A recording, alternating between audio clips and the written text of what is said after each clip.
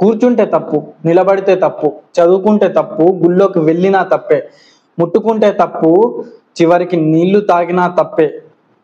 ఒకానొకప్పుడు అట్టడుగున ఉన్న ప్రజల పరిస్థితి ఈ విధంగా ఉండేది. అట్టడుగున ఉన్న ప్రజల కోసం ఒక వీరుడు పుట్టుకొస్తాడు. మూగబోయిన గొంతుకలకు గొంతుకయ్యాడు. ఆయనే డాక్టర్ బిఆర్ అంబేద్కర్. భారత రాజ్యాంగ నిర్మాత, అంటరానితనాన్ని నిర్మూలించిన గొప్ప వ్యక్తి, మహామేధావి. ఈయనకు 9 భాషల్లో నైపుణ్యం ఉంది. అండ్ ఈయన కేవలం భారత రాజ్యాంగ నిర్మాతే కాదు, philosopher, anthropologist, editor, speaker, leader, ఇలా ఒకే వ్యక్తిలో ఎన్నో తెలివితేటలున్న గొప్ప మేధావి. ఈయన గురించి మాట్లాడుకుంటూ పోతే ఎంత మాట్లాడినా తక్కువే. మరియు రాజ్యాంగం రాసే స్థాయికి ఆయన ఎలా ఎదిగారు, ముట్టుకోవడానికి కూడా వీలు లేని వ్యక్తి దేవుడిలా కొలిచే స్థాయికి ఎలా ఎదిగారు అన్నది ఈ వీడియోలో తెలుసుకుందాం. ఎంతో కోట్ల మందికి ఇన్స్పిరేషన్ అయిన అంబేద్కర్ గారి జీవిత చరిత్రను ఈ వీడియోలో తెలుసుకుందాం. 1891 సంవత్సరం ఏప్రిల్ 14 తేదీన రామ్జీ మాలోజీ సక్పాల్ మరియు భీమాబాయి దంపతులకు ఈయన జన్మించారు. మధ్యప్రదేశ్లోని మాహోర్ గ్రామంలో మహార్ కులంలో ఈయన జన్మించారు. అయితే అప్పట్లో మహార్ కులం వారిని అంటరాని వారిగా గుర్తించేవారు. అయితే 14 సంతానంలో అంబేద్కర్ చివరి వారు. ఈయన పూర్తి పేరు భీమ్రావ్ రామ్జీ అంబేద్కర్. అంబేద్కర్ తండ్రి బ్రిటిష్ ఆర్మీలో సుబేదార్గా పనిచేసేవారు. అంబేద్కర్ కు 2 ఏళ్ల వయసున్నప్పుడు ఆయన తండ్రి పదవీ విరమణ పొందడం జరుగుతుంది. దాంతో వాళ్ళ కుటుంబం ముంబైకి షిఫ్ట్ అవుతారు. అంబేద్కర్ కు 6 ఏళ్ల వయసులో వాళ్ళ తల్లి మరణిస్తుంది. అండ్ 14 మంది సంతానంలో కేవలం 3 కొడుకులు, 2 కూతుళ్ళు మాత్రమే బతికి ఉంటారు. మిగిలిన వారు చనిపోతారు.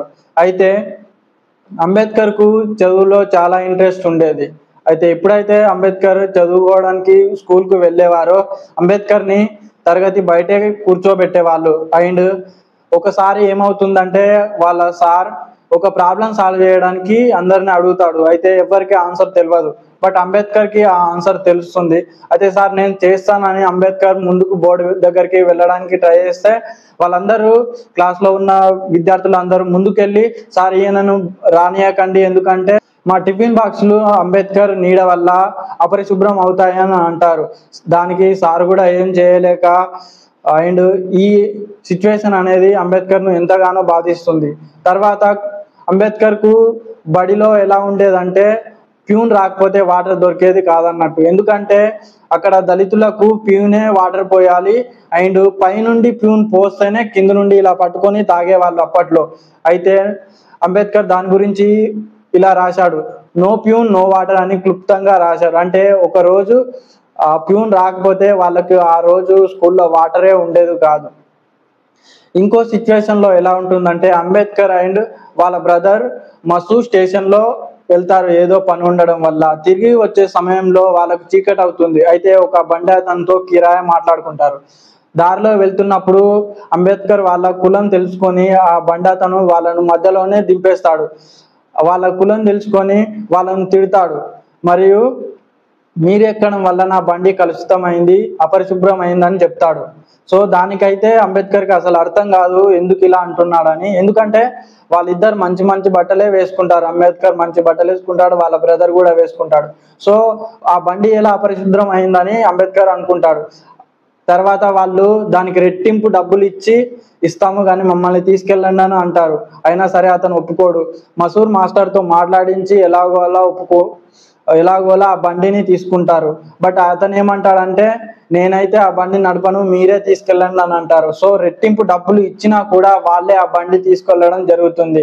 ఇలాంటి సిచ్యువేషన్స్ అంబేద్కర్కి చిన్నప్పుడు ఎంతో బాధ కలిగించాయి. ఇలా ప్రతి చోట కులం పేరుతో ఆయన వివక్షతకు గురయ్యేవారు. అయితే అంబేద్కర్ చదువులో మాత్రం ముందుండేవారు. అయితే అంబేద్కర్కు 15 ఏళ్ల వయసున్నప్పుడు 9 ఏళ్ల వయసున్న రమాబాయి అనే అమ్మాయితో పెళ్లి చేయడం జరుగుతుంది. బరోడా మహారాజ్ అయిన సాయాజీరావు గాయక్వాడ్ పేద విద్యార్థులకు సహాయం అందిస్తున్నారని తెలుసుకొని బరోడా సంస్థానం ఇచ్చే 25 రూపాయల స్కాలర్షిప్తో 1912లో బొంబాయి యూనివర్సిటీ నుండి BA ఎకనామిక్స్ పొలిటికల్ సైన్స్లో డిగ్రీ పట్టా సాధించారు. అయితే దాని తర్వాత బరోడా సంస్థానంలోనే ఉద్యోగం వస్తుంది.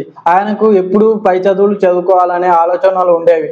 ఆ ఆలోచనలు బరోడా మహారాజ్కి చెప్పడంతో ఆయన ఒక షరతు విధిస్తారు. ఒకవేళ నువ్వు విదేశాల నుండి చదివి తిరిగి వచ్చిన తర్వాత 10 సంవత్సరాలు మా బరోడా సంస్థానంలో పనిచేయాలని అంటారు.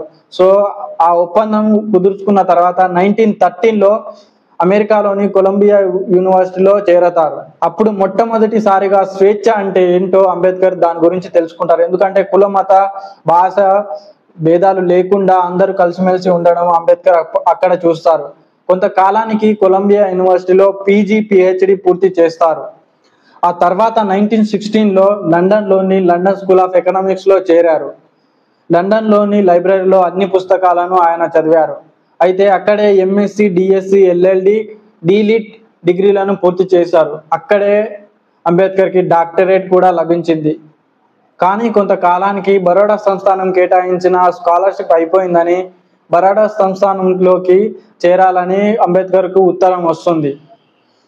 ఒప్పందం ప్రకారం 1917లో అంబేద్కర్ భారతదేశానికి తిరిగి వస్తారు. ఆయన బరోడా సంస్థానంలో రక్షణ శాఖలో అధికారిగా ఉద్యోగంలోకి చేరుతారు. అయితే ఆ కాలంలో దళితులకు ఆ ఉద్యోగం రావడం అంటే చాలా గొప్ప విషయం. కానీ ఈయన నిమ్న కులస్తుడు కావడంతో అక్కడున్న పెద్ద కులాల వారు ఆయన్ని గౌరవించేవారు కాదు. ఏదైనా ఫైల్ ఇచ్చేది ఉంటే దూరం నుండే అంబేద్కర్ మీదికి విసిరివేసేవాళ్ళు. రెంట్కు ఇల్లు ఇవ్వండి అన్నా ఎవరు ఇవ్వలేదు. సో చేసేది ఏం లేక తన పరిస్థితిని బరోడా మహారాజ్కి చెప్పడంతో ఆ ఉద్యోగానికి రిజైన్ చేసి బొంబాయికి తిరిగి వెళ్ళిపోతారు. ఎటువంటి ఉద్యోగం లేకపోవడంతో ట్యూషన్లు చెప్పి కంపెనీలకు కన్సల్టెన్సీగా సలహాలు ఇచ్చే బిజినెస్ని స్టార్ట్ చేశారు. కానీ కొంతకాలానికి అంబేద్కర్ తక్కువ కులస్తుడు అని తెలుసుకున్న వ్యాపారస్తులు అంబేద్కర్ దగ్గరికి రావడం మానేశారు. సో ఆ కంపెనీ కూడా మూసివేయడం జరిగింది. అయితే బొంబాయిలోని గవర్నర్ సహాయంతో ఒక కాలేజ్లో ప్రొఫెసర్గా చేరారు.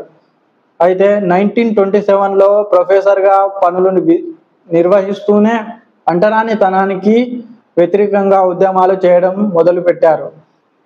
అలా మహత్లో దళితులకు మహాసభను ఏర్పాటు చేశారు. అయితే ఇక్కడ దేశంలోని నలుమూలల నుండి కొన్ని వేల మంది ఆ సభకు హాజరయ్యారు. గుజరాత్, మహారాష్ట్రలోని ప్రజలు కూడా చాలా ఎత్తులో హాజరయ్యారు. అయితే అప్పటి వరకు మహత్లోని ప్రజలకు చెరువులోని నీళ్లు తాగడానికి అనుమతి ఉండేది కాదు. కానీ ఆ సభలో దానికి వ్యతిరేకంగా అంబేద్కర్ మాట్లాడుతూ ఆ మహత్లోని చెరువులో నీళ్లు తాగడానికి అనుమతిని సాధించారు. అయితే అప్పటికి కూడా ఎవరు ముందుకు రాలేదు. సో అంబేద్కర్ స్వయంగా వెళ్ళి ముందుగా నీరు తాగుతారు. దాంతో ఆ రోజు చాలా మంది అంబేద్కర్ తోడు తీసుకొని చాలా మంది ఆ చెరువు నీళ్లు తాగుతారు. అలా కొంతకాలానికి కోల్హాపూర్లోని సాహు మహారాజ్ కూడా అంటరానితనానికి వ్యతిరేకంగా పనులు చేస్తున్నారని తెలుసుకొని ఆయనతో కలిసి ముక్ నాయక్ అంటే మూగవారికి నాయకుడు అనే పత్రికను మరియు బహిష్కృత్ భారత్ అనే పత్రికను కూడా ఆయన నడిపించడం జరిగింది. అంతేకాదు బడిలోకి గుడిలోకి వెళ్ళడానికి కూడా ఉద్యమాలు జరిపి దాంట్లో విజయం సాధించడం జరిగింది. 1935లో అంబేద్కర్ గారి భార్య రమాబాయి చనిపోయారు. అయితే కొంతకాలానికి బొంబాయిలోని ప్రిన్సిపల్గా చేయడానికి అవకాశం దొరికింది మరియు జడ్జిగా చేసే అవకాశం దొరికింది. అయినప్పటికీ వాటిని వద్దనుకొని రాజకీయాల్లోకి వస్తారు. అలా ఇండిపెండెంట్ లేబర్ పార్టీ మరియు షెడ్యూల్ క్యాస్ట్ ఫెడరేషన్ అనే పార్టీలను ప్రారంభించారు. అయితే సంపాదన కోసమో అధికారం కోసమో పోరాడలేదు. అట్టడుగున ఉన్న ప్రజల స్వేచ్ఛ కోసం ఆయన పోరాడారు. స్వాతంత్రం వచ్చిన తర్వాత మొట్టమొదటిసారిగా కేంద్ర మండలిలో మంత్రిగా ఆయనకు పదవి వచ్చింది. అంతేకాదు భారతదేశ రాజ్యాంగాన్ని రాసే అవకాశం వచ్చింది. అయితే భారత రాజ్యాంగం రాయడం అంటే మాటలు కాదు కదా, భారతదేశ తలరాతనే రాయడం. అయితే రాజ్యాంగం రాసే ప్రాసెస్లో చాలా మంది విదేశాలకు వెళ్ళిపోవడం కానీ, అనారోగ్యంతో చనిపోవడం కానీ, మరి కొంతమంది రాజకీయ పార్టీలకు చేరడం వల్ల మొత్తం భారం అంబేద్కర్ మీద పడ్డది. సో దాంతో రాత్రి పగలు కష్టపడుతున్న అంబేద్కర్ ఆరోగ్యం క్షీణించిపోతుంది. 1948లో డాక్టర్ శారదా కబీర్ని అంబేద్కర్ని చూసుకోవడానికి ఉంచారు. అయితే 1948లో ఆయన 56వ ఏట డాక్టర్ శారదా కబీర్ని ఆయన రెండవ పెళ్లి చేసుకుంటారు. అయితే తర్వాత ఆమె సావిత్రి అంబేద్కర్గా పేరు మార్చుకుంటారు. అలా 1948లో ఆయన రాజ్యాంగ రచన పూర్తి చేస్తారు. వివిధ భాషలు, మతాలు, కులాలు ఉన్న ఈ దేశంలో ముందు చూపుతో రాసిన రాజ్యాంగాన్ని అనుసరిస్తూ మన భారతదేశం ఈ రోజు నడుస్తుంది. అయితే ఆయన కేవలం దళితుల కోసమే కృషి చేయలేదు.